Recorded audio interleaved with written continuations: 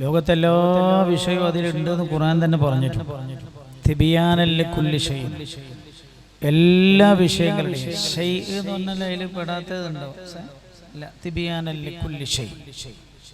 അപ്പം ഇന്ന് രാവിലെ എന്നോട് ഒരാൾ ചോദിച്ചു, നിങ്ങൾ സംസാരിക്കുമ്പോൾ ക്യാൻസറിൻ്റെ മരുന്ന് ഖുർആനിലുണ്ടോയെന്ന് ചോദിച്ചു. ഞാൻ പറഞ്ഞു ഉണ്ട് എന്നാണ് ഖുർആൻ പറഞ്ഞത്, കണ്ടെത്താൻ നമുക്ക് കഴിയണം. തിബിയാനൻ ലികുല്ലി ഷൈഇൻ. അറബി അറിയുന്ന ഉസ്താദന്മാർക്ക് അറിയാം, ഷൈഇ എന്ന് പറഞ്ഞതിൽ പെടാത്തതൊന്നുമില്ല, എല്ലാത്തിലുണ്ടത്. അലി റളിയല്ലാഹു അൻഹു അതുകൊണ്ടാണ് പറഞ്ഞത്, എൻ്റെ ഒട്ടകത്തിൻ്റെ കയറ് നഷ്ടപ്പെട്ടാൽ ഞാനത് ഒട്ടകത്തെ കെട്ടിയെടുത്ത് പോയി നോക്കുമെന്നല്ലോ പറഞ്ഞു. ഞാനത് ഖുർആൻ നോക്കി കണ്ടെത്തും, ഞാനത് ഖുർആൻ നോക്കി കണ്ടെത്തുമെന്ന് സയ്യിദുന അലി റളിയല്ലാഹു അൻഹു എല്ലയിലുണ്ട്.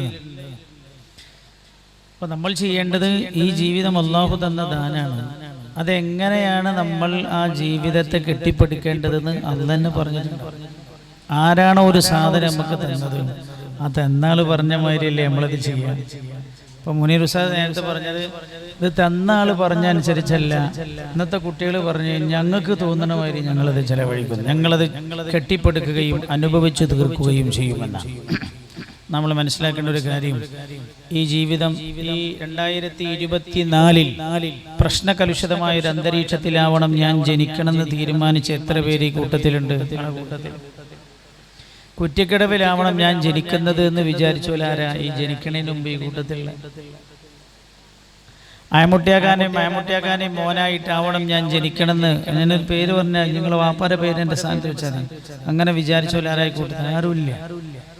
നമ്മൾ ജനിച്ചു വീണ സ്ഥലം നമ്മുടെ മാതാവ് പിതാവ് പോലും നമ്മൾ സെലക്ട് ചെയ്തതല്ല, അത് നമ്മുടെ റബ്ബ് സെലക്ട് ചെയ്തതാണ്. നമ്മളൊരു പക്ഷേ നമ്മുടെ ഇഷ്ടപ്രകാരം ജനിക്കുകയാണെങ്കിൽ നമ്മൾ വിചാരിക്കുക ഇവിടെ ഒന്നും ജനിക്കണം എന്നാവില്ല. ചിലർ വിചാരിക്കുക മക്കത്ത് ജനിക്കണം എന്നാവും, ചിലർ മദീനത്താവും, ചിലർ യൂറോപ്യൻ രാജ്യങ്ങളിലാവും, അങ്ങനെയൊക്കെ വിചാരിക്കുക. അതൊക്കെ ചെറിയ ചിന്ത മതി, വലിയ ചിന്ത ഒന്നും വേണ്ട. അതുകൊണ്ട് ഞാൻ ഓർമ്മപ്പെടുത്തുന്നു, അല്ലാഹു തന്ന ജീവിതം റബ്ബിനെ തന്നെ തിരിച്ചേൽപ്പിക്കാൻ അല്ലാഹു തആല തൗഫീഖ് ചെയ്യട്ടെ. ആമീൻ എന്ന് ദുആ ചെയ്യാണ്.